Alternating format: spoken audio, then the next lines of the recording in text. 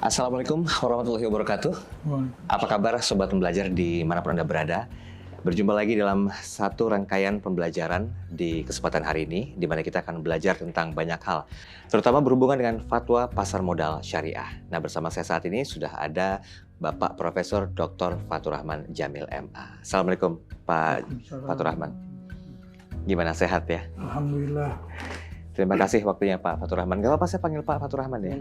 Baik, Pak, saat ini Bapak berperan sebagai Dewan Pengawas Syariah di beberapa industri keuangan. Ini kan juga merupakan satu pencapaian tertinggi dan Bapak juga menjabat sebagai Wakil Ketua Badan Pelaksana Harian atau DSN MUI, BPH DSN MUI. Tentunya terlibat aktif dalam pembahasan beberapa fatwa DSN MUI. Nah, mungkin pandangan Pak Fathur Rahman terkait dengan perkembangan fatwa di bidang pasar modal syariah saat ini seperti apa, Pak? Lebih dahulu mungkin saya sampaikan bahwa karena disinggung tadi ada beberapa lembaga keuangan syariah saya tempat mengawasi begitu. Jadi memang waktu awal-awal itu kan kita bicara sejarah ya. Sejarahnya itu ada lembaga keuangan tapi belum ada DPS-nya waktu awal-awal itu. Jadi DPS itu dicari gitu. Dan orang yang jadi DPS itu jarang sekali mau ya. Oleh karena itu boleh jadi DPS di pasar modal, ada juga DPS di bank, ada DPS di asuransi dan seterusnya. Jadi oleh karena itu kami di Dewan Syariah Nasional menempatkan DPS sebagai katakanlah perpanjangan tangan Dewan Syariah Nasional untuk mengawasi di lembaga keuangan syariah. Nah, khusus untuk pasar modal, saya kira karena kami telah memberikan fatwa khususnya tahun nomor 20 tahun 2021, saya kira yang pertama kali dibidik waktu itu adalah reksadana ya, reksadana. Karena memang khususnya mungkin PT Dana Reksa Asset Management waktu itu mau membuka reksadana syariah, karena itu harus dipagari dengan fatwa Dewan Syariah Nasional. Tapi setelah itu baru kita masuk ke istilah sukuk ya, atau mungkin obligasi syariah waktu itu. Itu memang agak unik juga ya. Di satu sisi obligasi itu kan surat utang. Betul. Kalau surat utang kan masa disyariahkan gitu. Nah ini waktu itu memang kondisinya seperti itu, karena itu ada reksadana syariah. Tapi lama-kelamaan kita muncul istilah sukuk ya, yang sudah mendunia, karena itu lebih mudah bagi kita untuk sosialisasi di pasar modal tentang sukuk itu. Nah, karena itulah mungkin akan muncul pertimbangan tentang redefinisi tentang pasar obligasi syariah. Obligasi syariah itu bukan surat utang, tapi adalah surat berharga. Karena itu masuklah di dalamnya ada surat berharga korporasi, ada surat berharga negara, ada SPSN misalnya, surat berharga syariah negara yang dipayungi oleh Undang-Undang nomor 19 tahun 2008. Jadi mulai disitulah saya kira fatwa kita sudah dimasukkan ke dalam peraturan perundang-undangan. Di samping perbankan tentu ya. Karena Undang-Undang nomor 19 dengan Undang-Undang nomor 21 itu dekat sekali. 19 2008, nomor 21 2008 tentang perbankan. Jadi bank, kemudian pasar modal atau SPSN, itu berdekatan sehingga fatwa-fatwanya juga disesuaikan dengan kondisi waktu itu. Mungkin yang perlu diluruskan adalah bukan surat utang tetapi surat berharga ya. Nah Pak, saya mau tahu sedikit dan juga saya yakin Sobat Pembelajar juga ingin mengetahui tentang penyusunan fatwa DSN MUI ini. Apakah mungkin juga menganut mazhab tertentu, Pak? Prinsipnya Dewan Syariah Nasional istilahnya mempunyai manhaj itu sistem fatwa ya.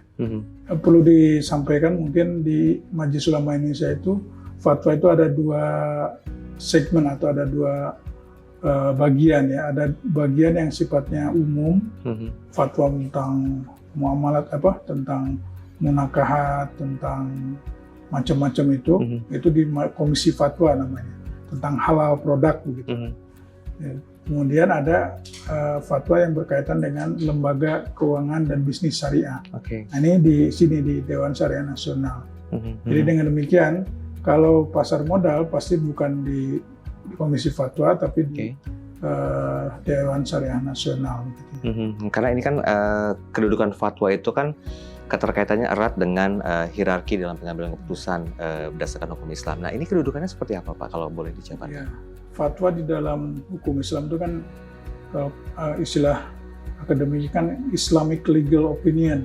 Oke, Islamic Legal Opinion. Jadi opini yang berkaitan dengan hukum Islam yang tentu didasari oleh permohonan atau permintaan fatwa.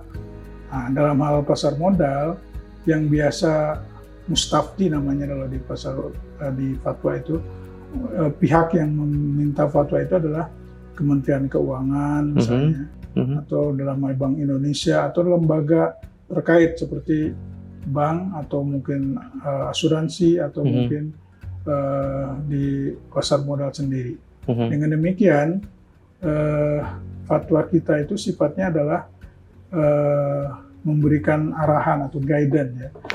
Tapi prinsip umum fatwa itu pada dasarnya secara negara ya, ketentuan negara itu tidak mengikat pada dasarnya. Karena itu tadi saya sebutkan ada fatwa tentang SBSN, tentang bank, itu nanti diabsorb menjadi undang-undang. Dan dengan demikian fatwanya itu sudah mengikat karena berdasarkan aturan undang-undang. Kalau fatwa ANSI tidak mengikat begitu ya. Tetapi khusus untuk pasar modal karena kita juga belum punya undang-undang tersendiri, maka dicantelkan ke POJK begitu ya. Atau kalau dulu mungkin Bapak Pam LK begitu. Bapak Pam LK itu punya aturan tentang akad-akad syariah gitu. Yang itu diambil dari fatwa Dewan Syariah Nasional. Dengan demikian diasumsikan bahwa apa yang menjadi fatwa itu sudah harus berlaku juga karena sudah diatur ya oleh peraturan perundang-undangan. Berarti biasanya idealnya kalau proses pembentukan sebuah fatwa di DSN MUI ini itu pertimbangannya apa, Pak? Ya, tentu pertama karena ada mustaftinya tadi, artinya ada pihak yang meminta fatwa, itu termasuk yang urgent atau tidak gitu ya. Kalau permohonan dan itu harus diberikan kepada masyarakat diselesaikan, maka itu saya kira harus segera difatwakan. Nah, kaitannya dengan haramnya bunga bank misalnya ya, atau sistem bunga begitu, itu harus difatwakan, dan itu awalnya difatwakan oleh Majelis Ulama Indonesia oleh Komisi Fatwa. Kemudian berkaitan dengan sistem di luar bunga atau sistem bagi hasil misalnya, itu diatur di Dewan Syariah Nasional. Berarti fatwa yang terkait dengan pasar modal itu fatwa nomor 20 ya, tadi Pak Fatur Rahman sampaikan ya, 20 tahun 2001 ya, tentang pedoman pelaksanaan investasi reksadana syariah. Kemudian ini mungkin yang menjadi satu hal yang perlu dijabarkan juga nih Pak Fatur Rahman. Latar belakang penerbitan dan substansinya. Nah, ini yang kadang-kadang publik juga harus bisa paham dan tahu nih tentang fatwa ini. Pada prinsipnya saya kira fatwa nomor 20 2001 yang tadi tentang reksadana. Reksadana, betul. Ya, karena waktu itu secara de facto sudah ada satu lembaga yang kebetulan saya kira BUMN juga ya kalau dana reksa itu. Oh iya, betul. Dana reksa. Kemudian dana reksa itu berminat untuk menerbitkan katakanlah sukuk begitu atau surat berharga syariah.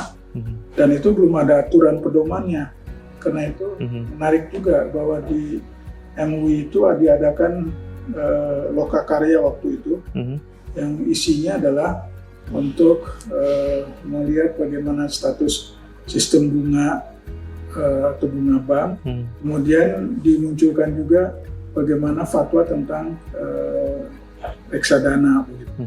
Jadi sebenarnya reksadana syariah itu yang memberikan memotivasi untuk munculnya fatwa-fatwa di DSN MUI kan.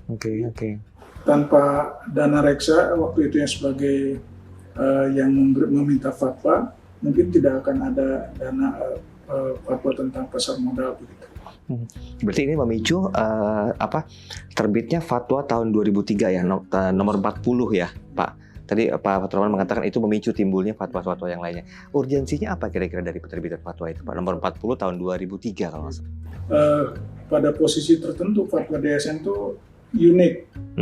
Jadi dalam arti fatwanya itu tidak menjelaskan ini boleh atau tidak boleh saja, tetapi mengapa ini menjadi jalan keluar atau istilah fatwanya itu makhraj atau makharij, way out ya, untuk supaya ini bisa dilaksanakan. Jadi kalau mengapa riba itu dilarang, itu apa jalan keluarnya, substitusi atau penggantinya. Pasar modal juga gitu. Jadi kalau pasar modal ada yang dilarang di fatwa tertentu ya, ada 8 kaitannya dengan misalnya tidak boleh dilakukan, maka kemudian muncul fatwa, oh ini yang boleh dilakukan. Sehingga masyarakat Islam di Indonesia atau masyarakat Indonesia lah khususnya tidak kebingungan ini dilarang tapi bagaimana jalan keluarnya. Nah, itu fatwa DSN saya kira kelebihannya itu. Ada jalan keluarnya, ada way out. Win-win solutionnya ya. Solution. Tapi kalau yang sudah mutlak haram ya nggak ada deh, tidak ada tedeng aling-aling ya Pak Fatur Rahman. Pak, untuk memberikan satu keyakinan transaksi efek di pasar modal agar ya tidak bertentangan dengan prinsip syariah, DSN MUI itu kan menerbitkan fatwa nomor 80 ya, tahun 2011 sepertinya, tentang penerapan prinsip syariah dalam mekanisme perdagangan efek yang bersifat ekuitas. Nah, ini boleh disampaikan nggak Pak, penerbitan fatwa itu apakah mungkin sudah mampu menjawab keraguan daripada publik dan juga masyarakat tentang kehalalan pasar modal syariah? Betul. Jadi saya tadi katakan bahwa fatwa kita itu harus memberikan jalan keluar. Jadi harus jelas dulu bagaimana posisi yang tidak dibolehkan. Nah, di fatwa itu disebutkan di pasar modal itu boleh melakukan transaksi yang sesuai dengan prinsip syariah. Tapi kalau yang dilarang seperti yang sifatnya gambling, berkaitan dengan riba begitu ya, atau horor begitu, itu sama sekali tidak dibenarkan. Karena itu harus ada jalan keluar yang diberikan oleh Dewan Syariah Nasional. Misalnya berkaitan dengan tidak boleh melakukan bay'ul ma'dum atau jual beli yang belum ada barangnya begitu. Jadi itu saya kira harus ditaati oleh para pelaku industri ya. Dengan demikian fatwa ini akan mendorong supaya tidak dilakukan oleh industri, dan kalau dilakukan inilah yang harus dijadikan bagaimana way out-nya itu. Jadi dengan demikian menurut pendapat Dewan Syariah Nasional, apa yang tidak boleh itu, kemudian bagaimana jalan keluarnya, kemudian masyarakat bagaimana mengikuti atau tidak mengikuti terhadap fatwa Dewan Syariah Nasional, sehingga menjadi yakin bahwa pasar modal itu yang boleh ini, yang tidak boleh ini, gitu. Kalau yang boleh berarti tentu yang halal, begitu. Tapi kalau yang tidak boleh ya yang disebut dengan haram. Karena di masyarakat kan gampangnya tidak boleh yang maghrib ya. Maisir, horor, riba. Ya, gampang mengingatnya begitu. Karena itu kalau di pasar modal ada unsur-unsur itu sudah pasti dilarang oleh fatwa terakhir nomor 80. Iya. Berarti kan ini kan kalau bicara masalah penerbitan fatwa sendiri itu erat keterkaitannya dengan keterlibatan dari Bursa Efek Indonesia, belum lagi KSEI dan juga KPI. Nah, latar belakang penerbitan substansi fatwanya bagaimana Pak? Karena ada 3 pemain besar yang terlibat di sini. Prinsipnya fatwa DSN itu kan harus mencakup beberapa stakeholder ya. Artinya pemangku kepentingan, misalnya kalau KSEI, kalau yang berkaitan di pasar modal itu harus diatur juga, jangan sampai nanti aturan yang bakunya begini tapi turunannya malah itu tidak terkoordinir pelaku bisnis. Karena itu berkaitan dengan itu diatur dalam fatwa itu.